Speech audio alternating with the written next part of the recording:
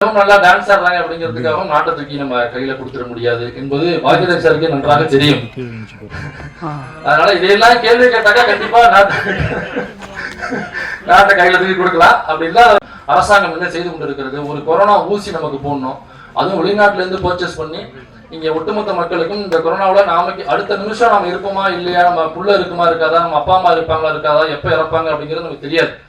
அந்த சமயத்துல ஒரு நாட்டினுடைய ஒரு பிரைம் மினிஸ்டராக இருக்கக்கூடியவர் அல்லது நாட்டை ஆளக்கூடிய அந்த கட்சி தன் நாட்டு மக்களை காப்பாற்றணும் அப்படிங்கிறது அவங்களுடைய முக்கிய நோக்கமாக இருக்கணும். அப்ப அவ்வளவு தடுப்பூசிகளை எப்படி இலவசமா நம்ம மக்களுக்கு கொடுக்கறது அப்படிங்கிறத அவங்க யோசிக்கணும். இந்த காலகட்டத்துல நாளைக்கு இருப்போமா இல்லையாங்கிறது தெரியாத காலகட்டத்துல அந்த தடுப்பூசிகளை ஒவ்வொரு மாநிலத்துக்கும் இந்த அரசாங்கம் விற்பனை செய்தது.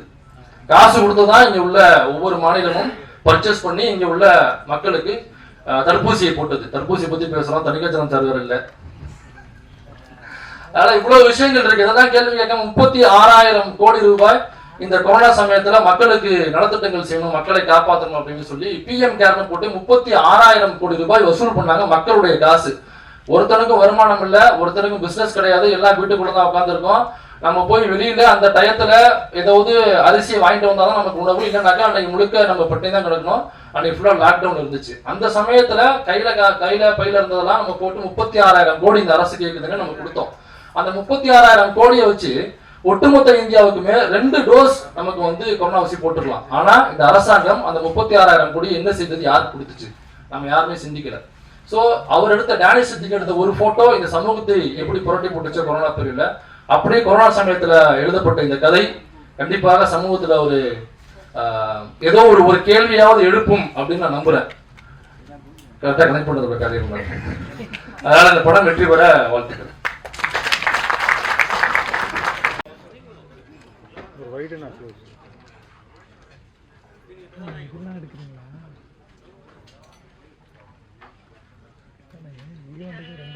உமாபதி அவருடைய தயாரிப்புல இயக்குனர் கிருஷ்ணவேல் அவர்களுடைய இயக்கத்தில் உருவாக்கக்கூடிய திரைப்படத்தின் இசை தற்போது வெளியிடப்படுகிறது.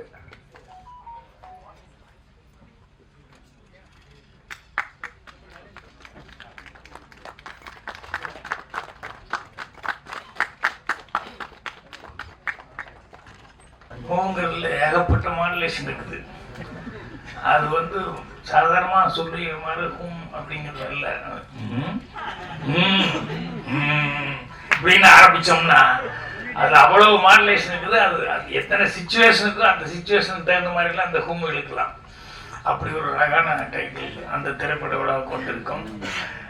மரியாதைக்குரிய பத்திரிகை நண்பர்கள், ஊடக நண்பர்கள், அப்புறம் பத்திரிகையிலே ரொம்ப முக்கியமானவர்கள் என்னுடைய நண்பர் சுபாஷ் அவர்கள் வந்திருக்காரு. அவர் உட்பட அனைவருக்கும் என்னுடைய பணிவான வணக்கம். அதே மாதிரி தயாரிப்பாளர் உமாபதியிலிருந்து டைரக்டர் கிருஷ்ணாவிலிருந்து அந்த டெக்னீஷியன்ஸ் எல்லாத்துக்கும் என்னுடைய பணிவான வணக்கம். வாழ்த்த வந்திருக்கும் உங்களுக்கும் என்னை யாருக்கூடிய எல்லாருமே பத்திரிகையாளர்கள் எல்லாத்துக்கும் என்னுடைய பணிவான வணக்கம் தெரிவிச்சுக்கிறேன். வழக்கமாக எந்த ஃபங்க்ஷன் இருந்தாலும் இந்த மாதிரி ஆடியோ ஃபங்க்ஷனில் நான் பொறுமையாக எல்லோரும் பேசுறதெல்லாம் கேட்டு கடைசியில் தான் நான் பேசுவேன். அப்படித்தான் வருவேன், எந்த வேலையும் வச்சுக்க மாட்டேன். இன்னைக்கு குடும்பத்தில் ஒரு நிகழ்வு அது போகலைன்னா பெரிய தகராறாகி போகும். அதனால பேர குழந்தைய வச்சுட்டு எல்லாம் ஹோட்டலில் உட்காந்துருக்காங்க. புறப்படும் போது சொல்லிட்டாங்க 7:30 புறப்பட்டு வந்துருங்கன்னு. ஆனால் முடியல. ஸோ அதனால தான் நான் கொஞ்சம் முன்னால் பேச வேண்டி வந்துடுச்சு. என்ன பேசுறது, உமாபதி அவர்களை பற்றி பேசுறதுன்னு அவர் பேச சொல்லி நான் எப்பவுமே கேட்டுக்கிட்டு இருப்பேன். ஏன்னா அந்த அளவு அவர் இந்த சுபாஷ் இவங்க எல்லாம் பேசினாங்கன்னா அவ்வளோ விஷயங்கள் நமக்கு கிடைக்கும். அந்த அளவுக்கு எதை பற்றி பேசுறதுனாலும் எதை பற்றி ஹிண்ட் வேணுனாலும் நம்ம எதாவது கேட்டோம்னா அவங்க பாட்டில் அப்படி சொல்லிட்டு இருப்பாங்க. அவரை பற்றி முதல்ல பேச ஆரம்பிச்சு ஒருத்தர் சொன்னார், என்னென்னா எனக்கு அதிர்ச்சியாக இருந்தது என்னென்ன உமாபதி ப்ரொடியூசர் அப்படின்னு சொல்கிறது அப்படின்ட்டு. இயக்குனராக தான் வர்றது ரெடியாக இருந்தார், ப்ரொடியூசராக விட்டார் அப்படின்னு சொல்லிட்டு. உங்களுக்கு அதிர்ச்சி இல்லை, யார் எப்படி இருப்பாங்க என்னெல்லாம் சொல்ல முடியாது, எப்போ எது வெளிப்படுதுன்னு சொல்ல முடியாது. நம்ம ரொம்ப சாதாரணமாக நினைப்போம். என்னுடைய தயாரிப்பாளர் ஒருத்தர் தூரம் நின்று போச்சு, படத்தினுடைய தயாரிப்பாளர் நஞ்சப்பண்ண அப்படின்னு சொல்லி. அவர் ஊரில் அவங்க காய்கறி கடை வச்சுருந்தாரு, ஹோட்டல் வச்சுருந்தாங்க. அவங்க அம்மா தான் காய்கறி வியாபாரத்துக்கு தான் ஒவ்வொன்றா பண்ணி அவரை ஓரளவு கொண்டு வந்து கடைசியில் அந்த அம்மா கஷ்டப்பட்டு சம்பாதிச்ச காசை பூரா இங்கே எடுத்து வந்து படம் எடுக்கிறேன்னு சொல்லி விட்டாரு. அதுக்கப்புறமா வந்து மறுபடியும் ஊரில் போய் சுற்றிட்டு இருந்தார். அவங்க அம்மா எப்போ பாரு ஒரு 75 வயசுல கூட அந்த அம்மா வந்து காய்கறி கூட தூக்கிட்டு அப்பவும் வியாபாரம் பண்ணி அப்பவும் அந்த பையன் இப்படியெல்லாம் தப்பு பண்ணால் கூட என்னை பார்க்கும் பாக்கியம் என் பிள்ளை எப்படியா கரையேற்றி விடு பாக்கியம் அப்படின்னு சொல்லி என்ன எப்போ வாங்கிட்டு வர போனாலும் கேட்கும்.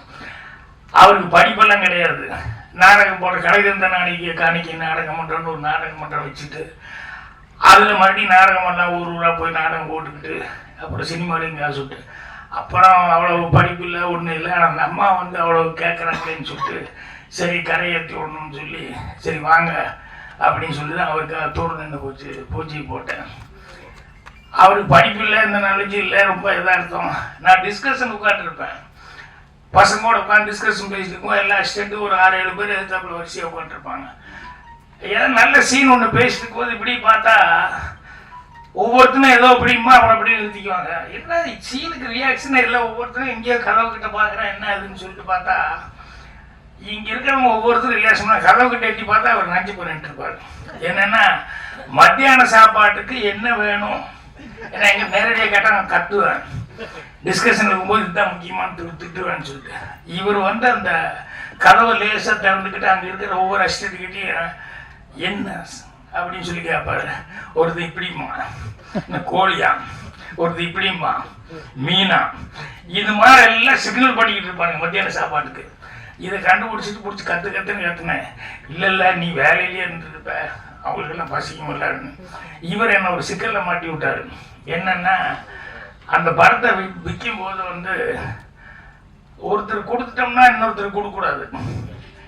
இவர் வேற எங்கேயோ வியாபாரம் பண்ணும்போது எஃப்எம்எஸ் ஏதோ வித்துட்டாரு. அந்த படத்தை ஓவர்சீஸ் கொண்டு போய் ஒருத்தர் கொடுத்துட்டாரு. அப்போ இவர் கூப்பிட்டு என்கிட்ட என்னங்க உங்க ப்ரொடியூசர் இப்படி பண்ணிட்டாரு, என்னன்னா இப்படி ஓவர்சீஸ் இப்படி வித்துட்டாரு அப்படின்னு சொன்னோன்னே எனக்கு ரொம்ப என்னடா இப்படி போய் மாட்டிக்கிட்டேன் வந்துட்டு ஒரு விஷயம் தெரியாமல் ஏதாவது பண்ணிட்டாரு, இல்லைங்க ஒரு படிப்பு இல்லை எதார்த்தமா தெரியாமல் பண்ணிட்டாரு அப்படி அப்படின்ட்டு. இல்லை என்னதான் இருந்தாலும் அவர் வந்து இங்கே வர சொல்லுங்க, தெரியாமல் பண்ணிட்டாங்க சொல்லுங்க அப்படின்னு. அப்புறம் இங்கிருந்து அவர் நேராக அவர் அனுப்பிச்சுட்ட போங்க சாரி சொல்லிட்டு வாங்கன்னு. இவர் போனோடனே அங்கே கேள்வி கேட்டிருக்காரு, என்னென்ன எதுக்கு என்ன கூப்பிட்டுட்டீங்கன்னு. இந்த மாதிரி ஓவர்சீஸ் நீ எப்படி விற்கலாம், ஓவர்சீஸ் விற்கக்கூடாது எப்படின்னு கையெழுத்து போட்டு கொடுத்துட்டியா அப்படின்னு. இவர் ஓவர்சீஸ்னா என்னன்னு கேட்டிருக்காரு. ஓவர்சீஸ்னா கடல் கடந்து போறது அப்படின்னு உடனே ஒரு கேட்டிருக்காரு. கரெக்டாக சொல்லுங்க, கரெக்டாக தான் ஏன் சொல்கிறேன், ஓவர்சீஸ்னா கடல் கடந்த நாடுகள் அப்படின்னு. இப்போ நான் எதுக்கு விற்றேன்னு சொல்லி என்ன கூப்பிட்டு வந்தீங்க, ரஷ்யாவுக்கு விற்றுருக்கேன், ரஷ்யாவுக்கு தர வழியா போகலாம் தெரியுமா அப்படின்னு.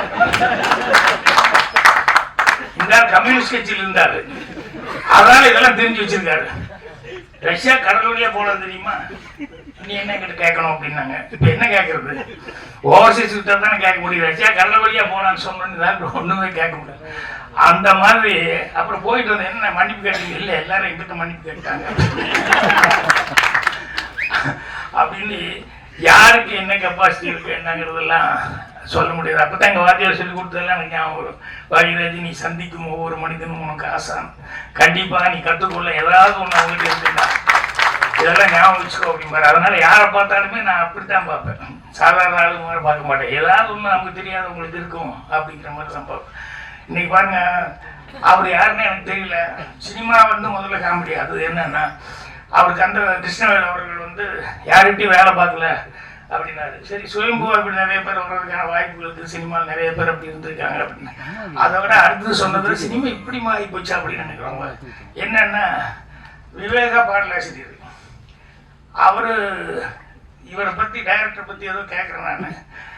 அவர்கிட்ட நீங்க யார்கிட்ட வேலை பார்த்தீங்கன்னு கேட்டு அப்புறம் நானே இப்பதான் அவரை பாக்குறேன் டைரக்டர் விவேகா.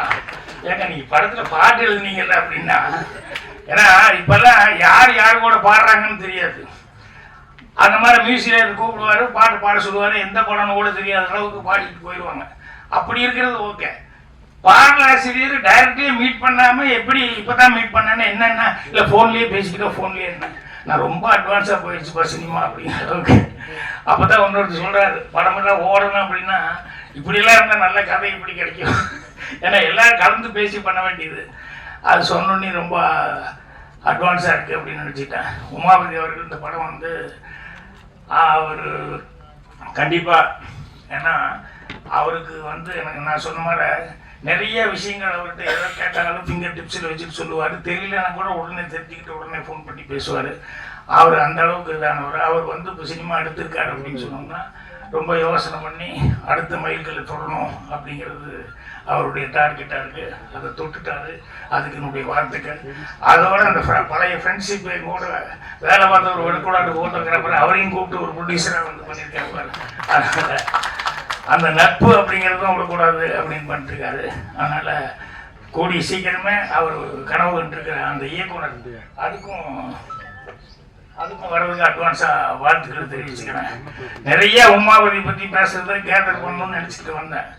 அவர் எதுக்கு சொல்ல வந்தேன், அவர் என்ன யூடியூப் ப்ரொடியூஸ், அவருக்கு ஆர்மாலே இன்னும் கோவம் தெரியல. நடிச்சா நல்லா நடிச்சா உடனே சினிமாவுக்கு வந்துடணுமா, ஆட்சிக்கு கொடுத்துடணுமா, நாட்டில் கொடுத்துடணுமான்னு அந்த கோவத்தை கொடுத்து என்னையும் வேற ஜாயின் பண்ணிட்டாரு. பாக்யராஜ் நடிக்கிறாரு அப்படின்னு சொல்லி நான் ஏற்கனவே ஒரு தடவை கூப்பிட்டது என்னமோ பர்த்டேக்கு வந்து ஒரு வாழ்த்து சொல்லுங்க அப்படின்னு சொல்லி கூப்பிட்டாங்க. அங்கே போய் நான் பேச ஆரம்பிச்சோடனே உடனே வந்து அடுத்த நாள் பத்திரிக்கையில் எனக்கு தெரியும் எப்படி தலைப்பு செய்து நம்மளை தான் கொண்டு விடுவாங்க. பாக்யராஜ் தாக்கு விஜய்க்கு குடும்ப அரசியலை பற்றி எப்படி நீ பேசலான்னு சொல்லி பாக்யராஜ் தாக்குன்னு ஏன்னா டாபிக் எப்படி தானே போடுவாங்க. அந்த மாதிரி இப்போ இவர் வந்து யூடியூப் அவர் வந்து அவருடைய அரசியலில் வந்து என்னை சேர்த்து ஜாயின் பண்ணிக்கிட்டாரு. பரவாயில்ல, இது பத்திரிகையாளர்களும் நிறைய பேர் இருக்காங்க. உமாபதி தயாரிப்பாளர் ஒரு பத்திரிகையாளர்களால இதெல்லாம் வரும், அது வரணும். அப்புறம் அந்த ஜீவா அவரு கூட நல்ல விஷயங்கள் பேசினார். ஸோ நான் அதுக்கப்புறமா வந்து கேசட் வாங்கி அவர்கிட்ட என்ன எதுன்னு பார்த்துக்கிறேன். இப்போ அவசரமாக போகிறதுனால தயவுசெய்து அதை தப்பாக பண்ணிட்டாங்க. எல்லாம் பேச வேண்டியது. ரொம்ப சந்தோஷம். மீண்டும் எங்கள் படம் சக்ஸஸ் ஆகணும்.